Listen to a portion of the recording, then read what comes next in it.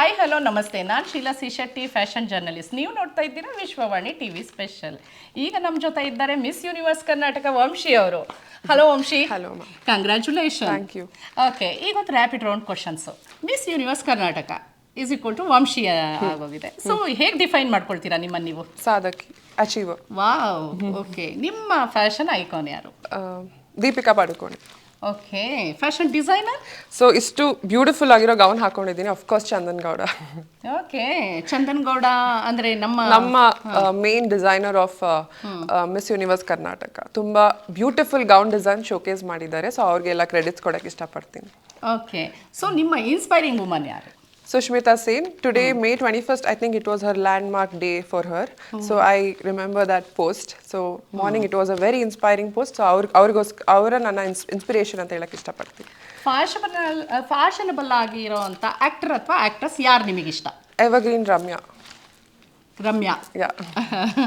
Okay, actor Yash. Okay, so ನಿಮ್ಮ ಪ್ರಕಾರ beauty ಅಂದರೆ ಏನು? ಬ್ಯೂಟಿ ಅಂದರೆ ಸ್ಟ್ರೆಂತ್ ಹಾಗೆ purpose, confidently beautiful. That is the motto of our miss universe. So ಹಾಗಾಗಿ ಬ್ಯೂಟಿ ಅಂದರೆ ಒಂದು ಕಾನ್ಫಿಡೆನ್ಸ್ ಹಾಗೆ ಪರ್ಪಸ್ ಎರಡು ಕೂಡ ಇರಬೇಕು. ಓಕೆ, ಸೊ ವಂಶಿ ಪ್ರಕಾರ ಫ್ಯಾಷನ್ ಅಂದರೆ ಏನು?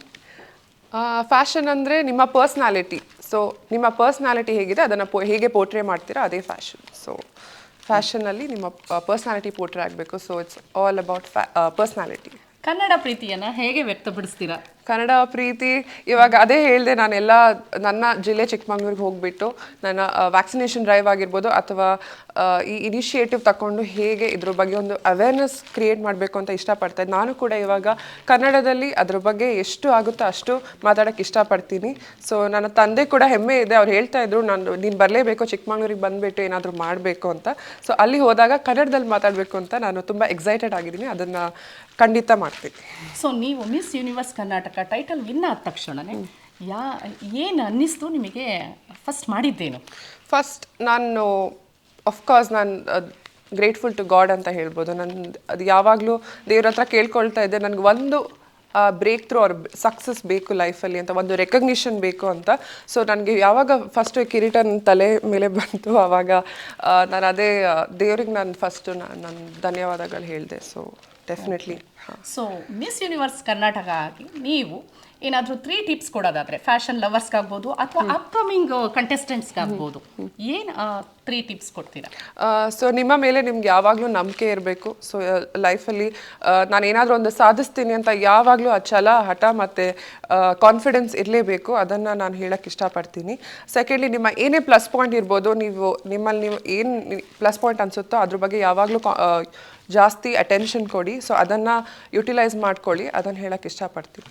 ಓ, ತುಂಬ ಚೆನ್ನಾಗಿ ಮಾತಾಡ್ತೀರಾ, ತುಂಬ ಚೆನ್ನಾಗಿ answer thank you ma'am. So ಹೀಗೆ ನಮ್ಮ ಕನ್ನಡತಿಯಾಗಿ ನೀವು ಇನ್ನೂ ನೇಮ್ ಮಾಡಲಿ, ಇನ್ನೂ ಹೆಸರು ಮಾಡಲಿ ಅಂತ ವಿಶ್ ಮಾಡ್ತಾ ಇದ್ದೀವಿ.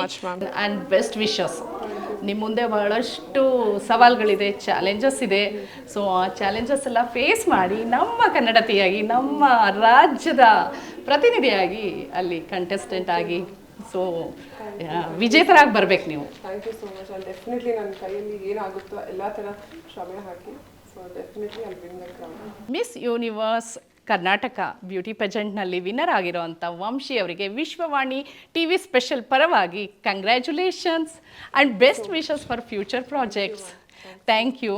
ಫ್ಯಾಷನ್ ಸುದ್ದಿಗಳಿಗಾಗಿ ವಿಶ್ವವಾಣಿ ಟಿವಿ ಸ್ಪೆಷಲ್ ಲೈಕ್ ಮಾಡಿ, ಶೇರ್ ಮಾಡಿ, ಸಬ್ಸ್ಕ್ರೈಬ್ ಮಾಡಿ.